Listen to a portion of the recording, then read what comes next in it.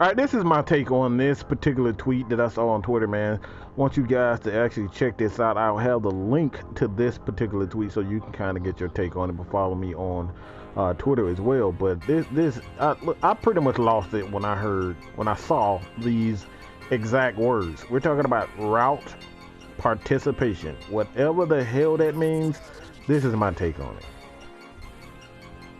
You know, some shit just is bullshit.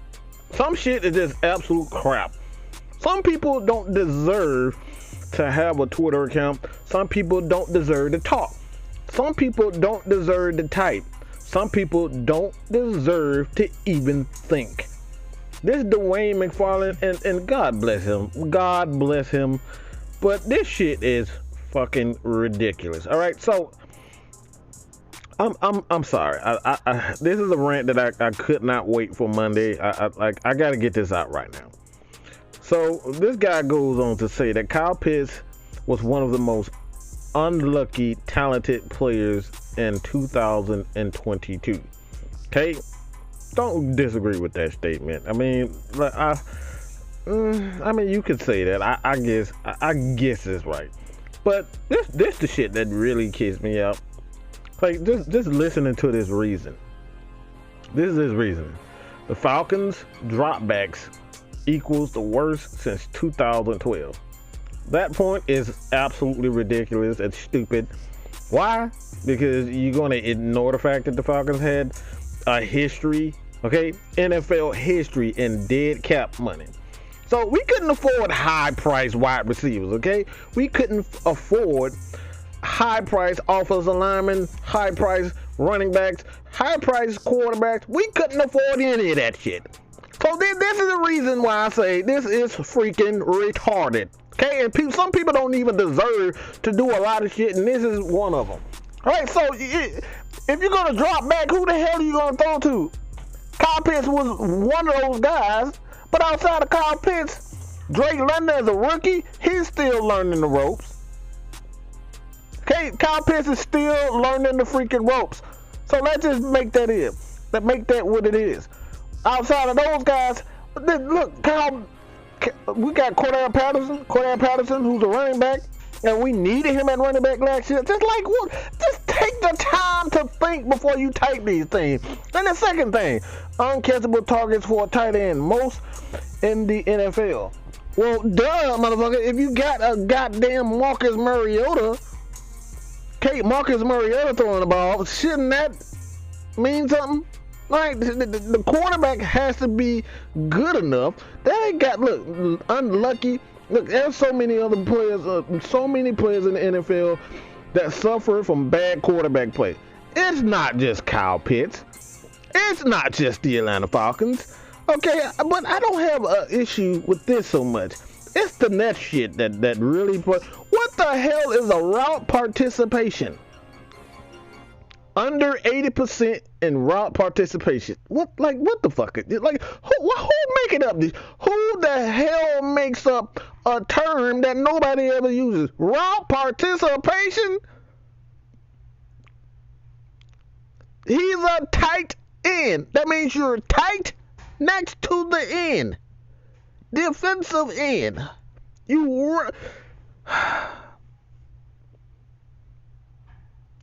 80% route participation, he's a tight end. Okay, I want people to understand that just because he can, and just because the Falcons can throw the ball, like they can. Anybody can throw the ball literally every single play. So the fact of the matter is the Falcons didn't have enough talent to be passing the ball as much as they did. We didn't know what Caleb McGarry is going to do next year. He rebounded from that, but like at the end of the day, man, it's like you say that Arthur Smith gal brain, like whatever the fuck that means, but like I'm assuming that he's just an idiot because he didn't send Kyle Pitts out on routes because, you know, I mean, you just literally just stated uncatchable targets, and then you say he's a guy brain for not sending Kyle Pitts. Like, this, make it make sense, people. What are we doing when when we type this stuff, do we even think? Do we even think when we put this stuff out? You go from uncatchable targets for a tight end to route participation. If he's not accurate, why continuously send the... And you one of the best rushing teams in the league. Like, this is what I mean, that some people should not be allowed to think and put out tweets. And it just took me 5 minutes to come up with this. And you probably really did your homework on this. This is the crazy part. You really did your homework and look at all the numbers and all this goofy shit. And came up with route participations and uncatchable, and then say pretty much just blame that the Falcons are unlucky because Arthur Smith couldn't be more creative. You can't be more creative with trash. Okay? Your quarterback sucks, your quarterback sucks. I don't care how many damn throws and screens and all this. Look, at the end of the day, sometimes you're just not good enough. And we gotta stop making up stuff and making up terms, football terms, like route participation, whatever the fuck that means. And you go on to say the Falcons won't change their philosophy, but positive regression is likely. Like, all right. Pitts didn't rank highly in the things we know require talent. None of these would matter. Like, what the fuck are you talking about? Target share number 2. Air yard share number 1. Like, man, what the fuck? All this means nothing.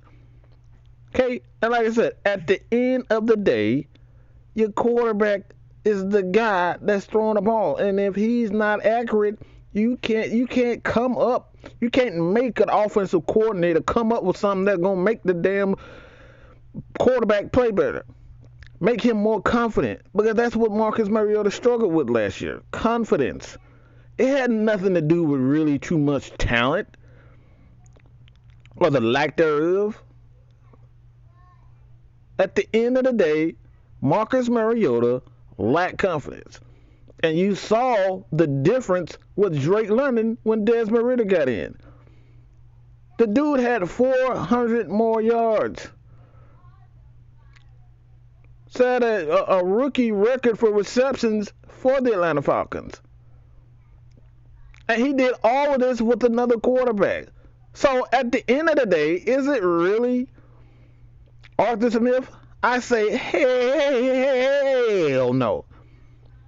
Use your brain, son. Use your brain. Stop trying to look deeper into an issue that really doesn't have to do much with... It really doesn't have to do much about numbers. At the end of the day, it's just all about whether or not you have the talent. And the Falcons did not have enough talent to make, especially at quarterback, with Marcus Mariota. And then you look at the wide receiver core, it's like we just didn't have a lot of talent around. And like that's the bottom line. And that's the bottom line, okay? Stop trying to make it up all these damn numbers and all these crazy ass stats. And at the end, like I said, at the end of the day, sometimes you just got to look in the mirror and tell the truth. Marcus Mariota just sucked. The end. That's all I got to say about that. I'm done, people. Your boy, Mad Mike, is out.